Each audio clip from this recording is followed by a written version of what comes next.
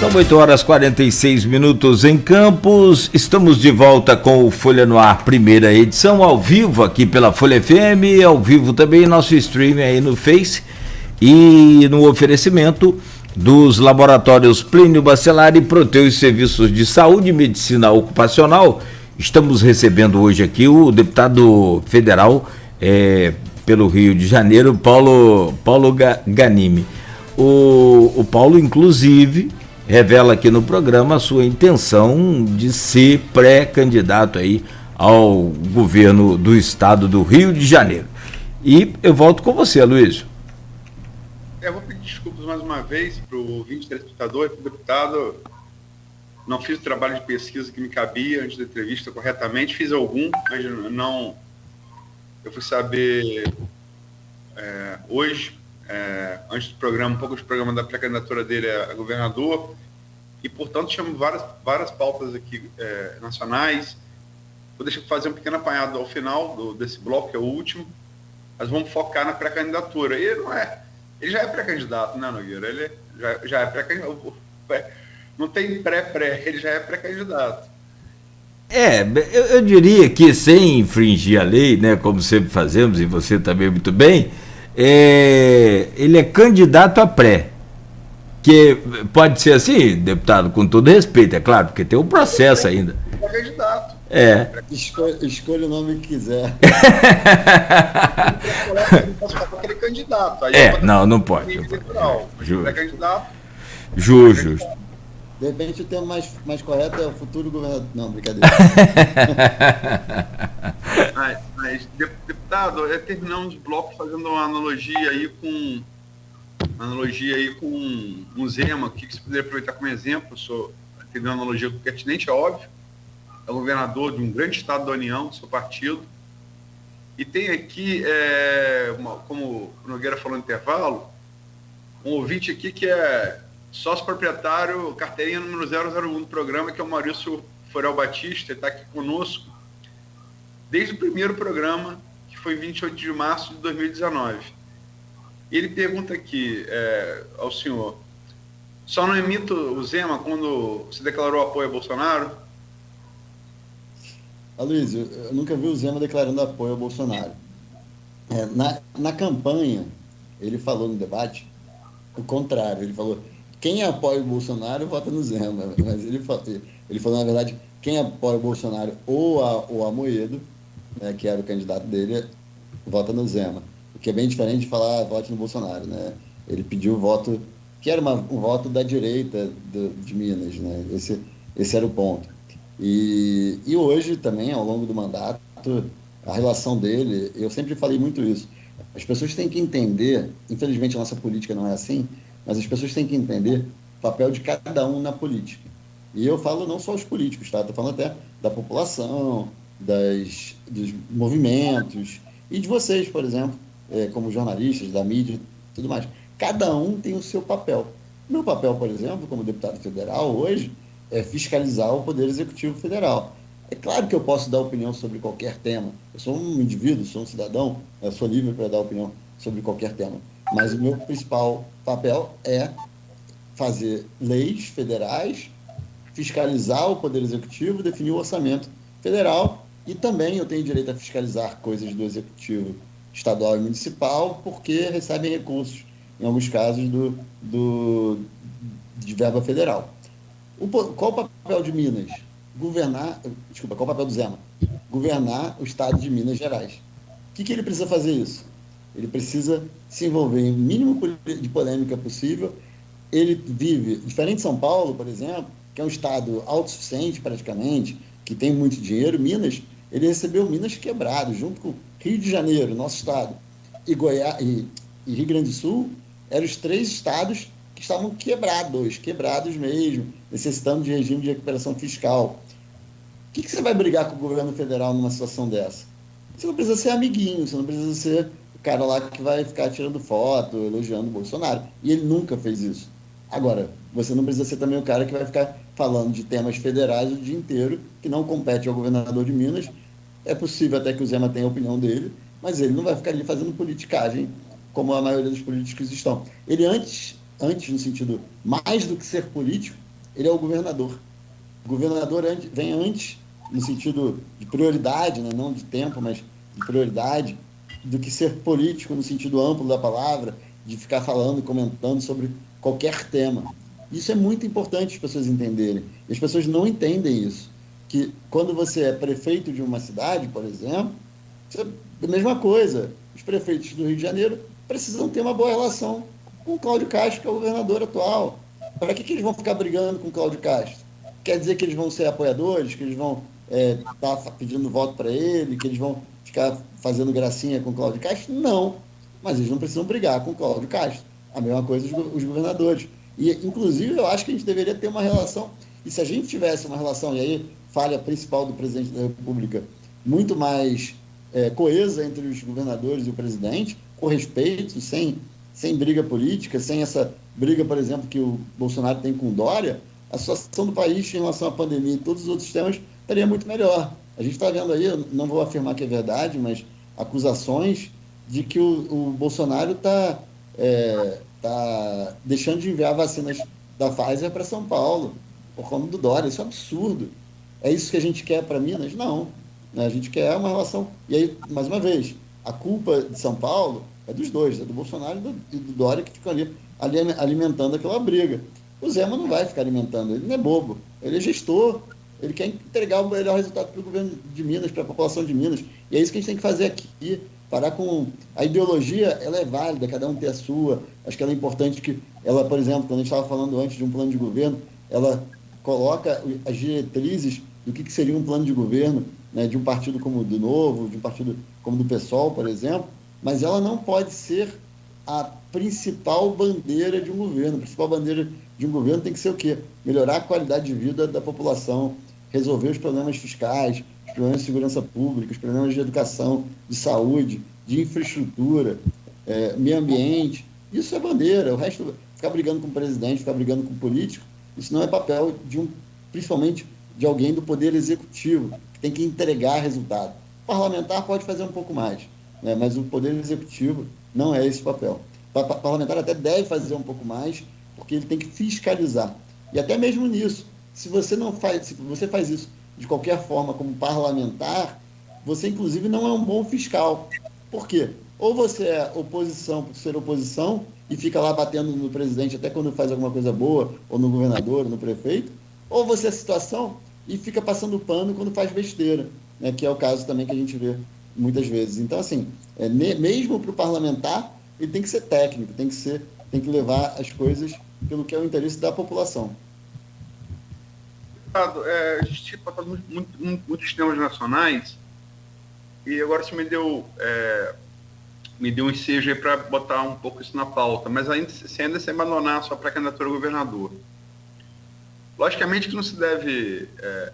Campos, a prova viva que a briga do município com o Estado e com a União produz, né? Campos padeceu desse problema sobre os garotinhos. Agora, ao mesmo tempo, você não pode ter uma boa relação com o governo e ignorar determinadas coisas. Por exemplo, se eu citou o caso da Pfizer. Toda a briga política do Dória e do Bolsonaro, ela não pode impedir que o gestor da União faça uma vendetta política do governador do estado com o qual ele tem disputa política, não repassando vacinas. Isso, inclusive, deixa de ser disputa política, passa a ser crime, né? E, aliás, o governo Bolsonaro é investigado por vários deles na CPI da Covid do Senado. E, ao mesmo tempo, também, como é que o senhor vê todas essas declarações de ameaça à democracia e desse conflito aberto entre poderes, no caso judiciário e executivo federais, que a gente passou a semana aí, essas ameaças de que não vai ter eleição se não tiver voto impresso, uma PEC que o próprio Arthur Lira já falou, aliado do presidente da Câmara, aliado do presidente Bolsonaro e presidente da Câmara, que tem remotíssimas chances de passar, afinal, como qualquer PEC, ela precisa de 2/3 do Congresso, né? Como é que o senhor vê esse quadro nacional? Como é que o senhor se posiciona diante dele? Olha, Luiz, você tem toda a razão.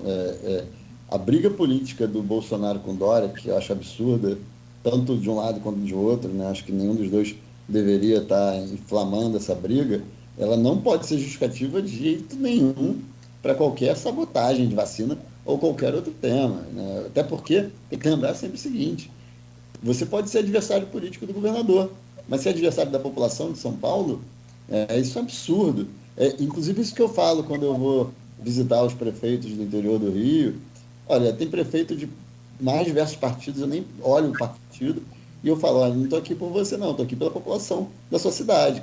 Então, se você precisar de ajuda, eu estou aqui para ajudar a sua cidade, eu não estou aqui para te ajudar como prefeito. Claro que eu converso com o prefeito porque ele consolida, ele concentra as demandas, a visão do que está acontecendo na cidade. Então, assim, briga política ser motivo para qualquer tipo de sabotagem ou qualquer tipo de atuação contrária a um determinado Estado não é vergonhoso nem absurdo, não. É o que você falou, chega a perto, dependendo do tipo de atuação, de ser criminoso. Quero pensar, São Paulo é o maior estado do Brasil em termos de população, o presidente da República que não governa também para São Paulo, porque o governador é adversário político dele, cara, é absurdo isso, é absurdo, né? Não se justifica.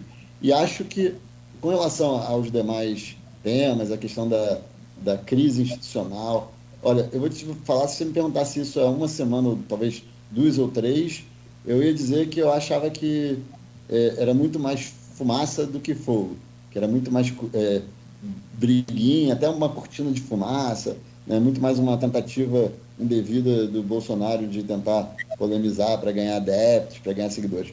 Mas confesso que essa semana de agora, o tom subiu bastante, me preocupa, acho que, mais uma vez, não colocando que o Bolsonaro não tem a culpa, mas eu acho que o STF está errando também, está errando. Eu tenho muito respeito ao ministro Barroso, mas eu acho que ele também subiu o tom de forma indevida. Acho que tem aí uma briga errada entre as instituições. Eu acho que é papel dos membros de poder, dos presidentes de poder, teria que se acalmar as coisas. Acho até que o Congresso deveria procurar também um diálogo para tentar evitar subir o tom. Com relação à PEC do voto impresso, sem dúvida é muito difícil ser aprovada no tempo, no teor que ela está. Eu acho que o debate, Aloysio, sobre o voto auditável, o voto impresso, ele é válido, tá? Ele não é um debate do Bolsonaro. É um debate antigo, que inclusive já foi aprovado pelo menos, se eu não me engano, 3 vezes no Congresso, e o STF rejeitou, disse que era inconstitucional, disse que não tinha recurso, tudo mais. Então, assim, tem que separar os dois temas.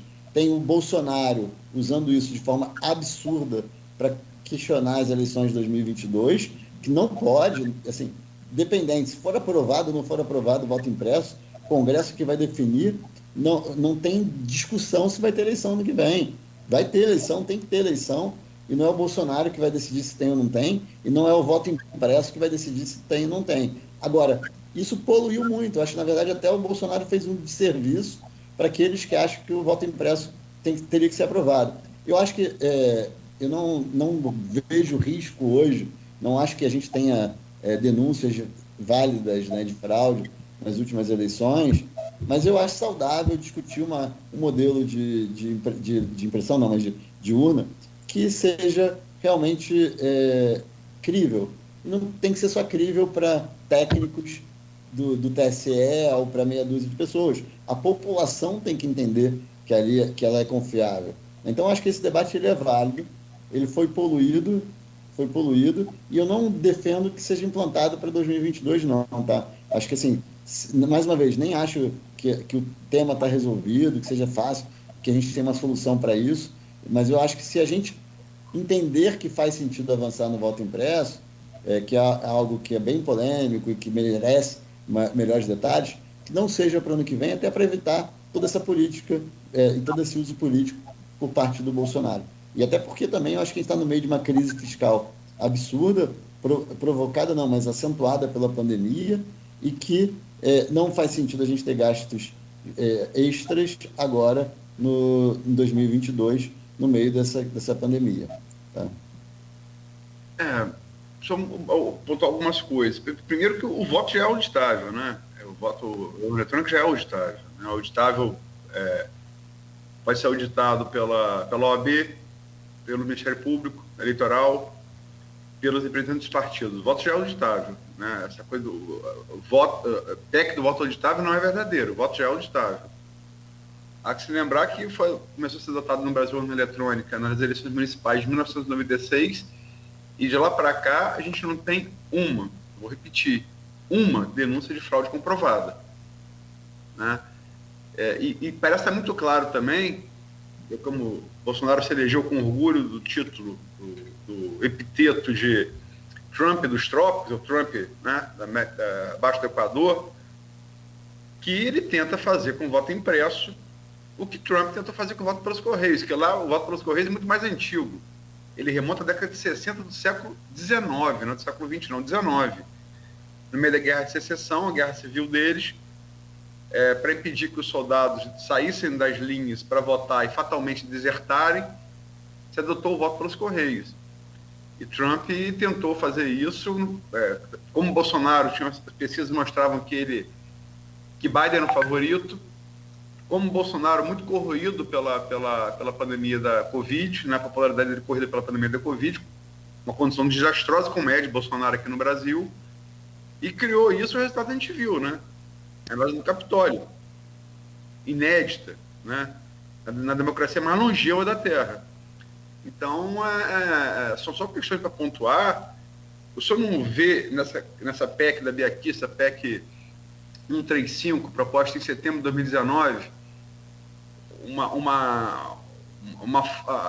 a tentativa de forjar uma atenuante prévia à derrota? Luiz, eu vejo sim que o Bolsonaro quer usar dessa forma, tá? Não tenho dúvida. Não discordo de você nem um pouco na análise que você fez em relação às intenções do Bolsonaro. Acho que nisso a gente concorda plenamente. Mas aí eu volto a repetir.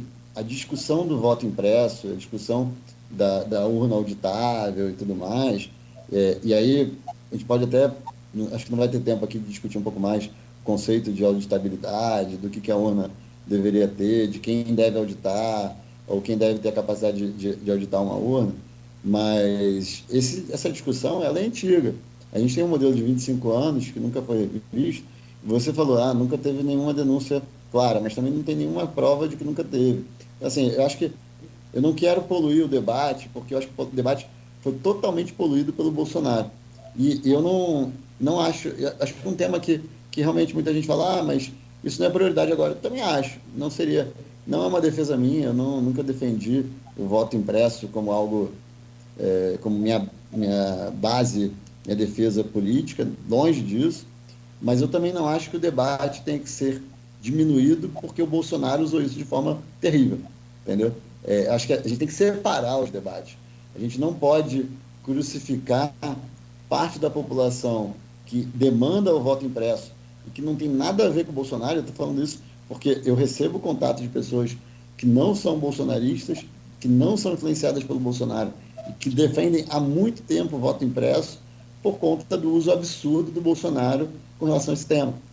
Mais uma vez, assim, também acho que não deveria ser tocado a toque de caixa, discutido assim, para aprovar de repente para o ano que vem, para 2022. Não, eu defendo que o debate ele continue, que o tema seja um tema tratado de forma séria. E aí, quando a gente fala de questões de auditabilidade da população e tudo mais, olha, a gente conversou muito com gente de todos os lados, tá? E o tema não é tão simples e tão claro assim. Inclusive tem um grupo, o grupo Grita, que são de engenheiros do ITA, ex-engenheiros, né? Ex-engenheiros não, ex-alunos do ITA e tudo mais, que inclusive foram eles que confeccionaram a primeira urna eletrônica, o modelo de urna eletrônica, e eles criticam a auditabilidade de hoje das urnas eletrônicas. Tá? Então, assim, acho que, mais uma vez, eu não quero poluir o debate, porque eu concordo plenamente contigo com a sua análise com relação ao uso político do Bolsonaro.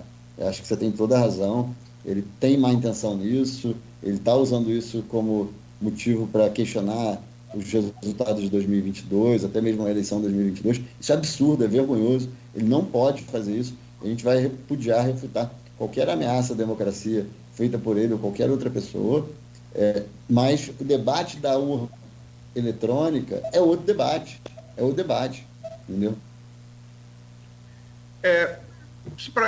Essa questão do voto impresso, estava pré-pautado, mas daria um programa só sobre isso. É um assunto muito complexo, mas só para... Até te recomendo, Luiz, se você quiser, eu passo o nome de algumas pessoas que vão trazer até as duas visões e vocês poderiam provocar um debate. Se quiser, até participo, mas se não, eu fico de ouvinte também, para trazer esse tema de uma forma técnica, né? Porque realmente eu acho que é um tema importante e que, infelizmente, está sendo usado de forma totalmente infantil, até antiética por parte das pessoas que estão pautando o tema. Não todo mundo, tá? Tem gente séria também.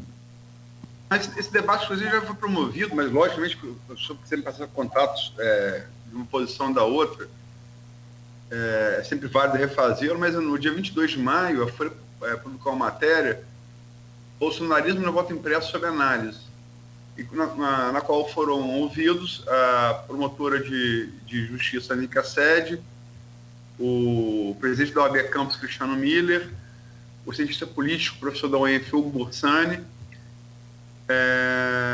o chefe de cartório do Tribunal Regional Eleitoral, Marcelo Lessa, aqui em Campos, Marcelo Bessa Cabral, e o Vitor Queiroz, promotor eleitoral. Eles foram ouvidos. O Vitor Peixoto, também cientista político, professor da UENF. São dois professores da UENF. Mas nessa matéria, eu fiz a pesquisa melhor do que fiz para entrevistar o senhor, e peço desculpas de novo, mas o voto pelos Correios nos Estados Unidos ele foi adotado na eleição presidencial de 1864, que reelegeu Lincoln presidente. O voto, a urna eletrônica, no Brasil, ela também não... como disse, foi adotada em 96, mas ela tem uma gênese um pouquinho mais antiga. No artigo 57 do Código Eleitoral Brasileiro de 1932, que é importante e relevante porque foi o código que criou a figura da justiça eleitoral no Brasil, não existia, ele falava assim, vou abrir aspas, uso de máquinas eleitorais, fecha aspas, no seu artigo 57 do Código Eleitoral de 32, quer dizer, já era um pleito muito antigo, não chega a ser tão antigo quanto voto pelos Correios dos Estados Unidos, mas eu vou combinar que 32 tem um tempo, né? O que o senhor acha disso? Eu acho que não tem... O fato dos americanos terem outro modelo não faz não traz nenhuma relação com o fato da gente questionar ou verificar o nosso modelo. E lá o voto é impresso, né? Na verdade, o voto é impresso. Luiz, eu acho o seguinte, eu confesso que eu não tenho motivos para duvidar da urna eletrônica. Eu acho que não tem motivos para... Mas eu acho que a população, hoje, o indivíduo, a pessoa física, ela não tem capacidade dela mesma ou de nomear alguém que ela nomeie, tá? Isso é muito importante no argumento que você trouxe, de OAB, fulano e tal. Mas a gente não tem hoje uma possibilidade, nenhum partido político, tá? O partido político, ele tem o direito de ir lá fazer a checagem, mas ele não tem capacidade de fazer nenhuma auditagem precisa da urna. Ele não tem capacidade de dizer que a urna é válida, tá? Então, assim, realmente a gente tem uma discussão que é válida. E mais que isso, Aloysio, eu penso o seguinte, a democracia, ela existe para atender a população. Ela é um modelo que foi escolhido pela população, e o nosso modelo eleitoral foi escolhido pela população, e o nosso modelo que elege os nossos governantes, ele foi escolhido pela população. Tudo isso de forma indireta, né, claro. Talvez aí o modelo de parlamentarismo foi votado, teve um plebiscito e tudo mais, mas a maioria das coisas que a gente está falando foi de forma indireta, mas o modelo democrático é uma escolha da população. Se a população coloca em xeque a forma como a votação está sendo apurada ou está sendo feita para eleger esses representantes, a população tem todo o direito de querer saber o que está acontecendo. Então, assim, eu acho que o debate, se a população, se a gente vive numa democracia e a gente entende que a população está questionando, está colocando em questão, acho que o debate é válido. Repito, a gente não pode poluir o debate com o uso totalmente absurdo que o Bolsonaro está fazendo, mas a gente pode, sim, debater de forma técnica. E, repito, isso foi aprovado 3 vezes, inclusive, Aloysio, te mando depois, tem um vídeo do Barroso defendendo o voto impresso há alguns anos atrás. Tá? Tem um vídeo do Barroso defendendo o voto impresso há alguns anos atrás. Inclusive explicando como é que era a urna eletrônica. E o Gilmar Mendes também. Como tem também vídeo e matéria do Jornal do Brasil com o Bolsonaro defendendo o voto eletrônico, né? Em 94. Exatamente, mas o ponto é esse, Luiz. As pessoas que estão defendendo o voto impresso, algumas são influenciadas pelo Bolsonaro, outras por vontade própria. O ponto todo é que a população que está pedindo isso, eu estou trazendo esse debate aqui, não por conta do Bolsonaro. Eu acho o Bolsonaro um idiota nesse tema, principalmente. Então, assim, a minha reflexão sobre o tema é apesar do Bolsonaro, não é por conta do Bolsonaro. Entendeu? Esse é o ponto. Agora, quem está defendendo veementemente contra é aquele que já foi a favor. Tá? Então, assim, não coloca o Bolsonaro na discussão, porque quando você coloca o Bolsonaro na discussão, a gente concorda. O que ele está fazendo, o que ele defende, a forma como ele faz, é absurda. É absurda. Mas a discussão do voto impresso, ou melhor, para mim não é nem voto impresso, tá? Eu acho que eu até questiono se precisa ser impresso, mas a discussão da auditabilidade do voto, que é algo até mais abstrato do que o voto impresso, eu acho essa discussão válida. Não por conta do Bolsonaro, apesar do Bolsonaro. Desculpa interromper o raciocínio rapidamente, porque quando o senhor citou aí o Barroso defendendo o voto impresso, e rapidamente me veio à memória que foi uma daquelas aqueles fakes lá não vou dizer do Bolsonaro, não foi ele que fez, mas é desse grupo que defende esse voto impresso, e foi tirado do contexto a parte que ele fala do voto impresso. Eu não sei se esse é o vídeo que o senhor tem, mas isso é uma fake. Não vou afirmar não, mas... O Barroso defendendo o voto impresso, o que tem... eu posso afirmar para o senhor aqui, de todas as pesquisas que a gente tem acompanhado sobre essa questão de fake, e que tem tomado muito nosso tempo, né, Luiz? Né? E, aliás, é por isso que nós estamos aqui, que são mais de... Só nessa emissora, como Continental e Folha, já são mais de 60 anos, né? Então, é muito sério essa questão. E aí, às vezes, olha o nível que chega, né? Cláudio, desculpa, eu preciso interromper porque eu preciso sair. Eu tenho um outro compromisso às 9h15, já estou até atrasado. Não, tranquilo. Luiz. Mas, só para deixar claro, confesso que não sei se é fake o vídeo que eu recebi ou não, se é fake, eu não repassei, tá? Porque eu não estou defendendo esse tema, mas, mais uma vez, ponto não é Barroso, ponto não é Bolsonaro, ponto não é nada disso. Eu trouxe o elemento Barroso por conta do elemento Bolsonaro. E assim, eu acho que a discussão está totalmente poluída e totalmente absurda por conta desse debate ideológico. E eu acho que não é o tema, é uma pena, porque na verdade é um tema relevante e que deveria ser tratado de uma forma técnica, está totalmente poluído.